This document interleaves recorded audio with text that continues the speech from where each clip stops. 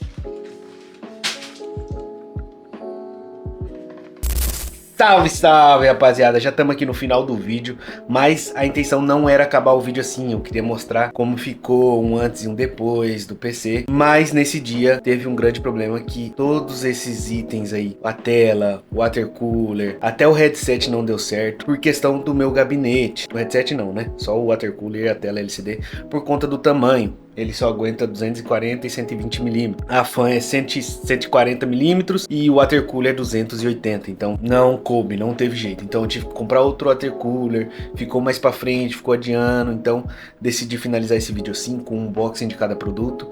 E vou trazer o review de cada produto desses que vocês viram, até do headset. O headset, ele é, como vocês viram na caixa, ele é para console. Então ele não funciona no Wi-Fi do computador padrão. Tem que comprar um adaptador de console, que é o Bluetooth ou Wi-Fi 5.2, e aí funciona. A não ser que a sua placa-mãe tenha o Wi-Fi 5.2, aí dá tranquilo certinho. Mas fora isso, tive até problema nisso. Então, nesse dia eu não consegui mostrar um antes e um depois, que era o jeito que eu queria finalizar, instalando. Então vai ter um vídeo, porque eu comprei outro water cooler, que coubesse aqui no meu computador, né, no meu gabinete. Então vai ter outro vídeo, tá? Nesse padrão, instalando, mostrando um antes e o depois. Então só aguardem aí que eu vou trazer, mas hoje foi o vídeo de unboxing e os de reviews eu vou trazer de cada periférico. Upgrade monstro, meu setup tá sem explicação, eu nunca imaginei que eu ia chegar num estado desse aqui, tá excelente, fechou? Então é isso, rapaziada, muito obrigado, se você gostou do vídeo deixe seu like, se inscreve e comenta aí pra mais vídeos como esse. Tamo junto, valeu e até os próximos vídeos. Você me encontrou agora, eu não vou embora. Está na minha mente a cada minuto e a hora.